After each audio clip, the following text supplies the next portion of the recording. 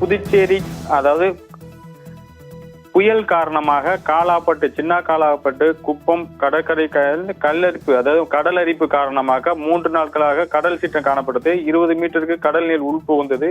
இப்பகுதியில் போடப்பட்ட சாலை கடல் அலை சீற்றத்தால் அடித்து செல்லப்பட்டது. அடுத்து வரும் மழை கடல் கொந்தளிப்பு காரணமாக இந்த சாலை முழுவதும் அடித்து செல்லப்படும்.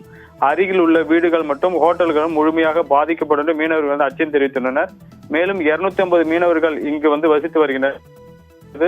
80க்கும் மேற்பட்ட படகுகளை பாதுகாப்பான இடங்களுக்கு நிறுத்தி வைக்க முடியாமல் மீனவர்கள் அவதிக்குள்ளாகி வருகின்றனர். இயந்திரம் மூலம் படகுகளை மற்றும் வலைகளையும் இவர்கள் மேட்டு பகுதிக்கு கொண்டு சென்றுள்ளனர். இருப்பினும் தொடர்ந்து மழை பெய்தால் கடல் சீற்றம் ஏற்பட்டாலோ இந்த படகுகளை வலைகளையும் பாதுகாக்க முடியாது என்று மீனவர்கள் கூறுகின்றனர்.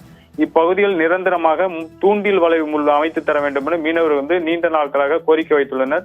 இருந்த போதிலும் இந்த தொடர் மழை காரணமாகவும் கடல் சீற்ற காரணமாகவும் சாலைகள் அடித்து செல்லப்படுவது புதுச்சேரி சின்ன காலாப்படுவதை பரபரப்பை ஏற்படுத்தியது.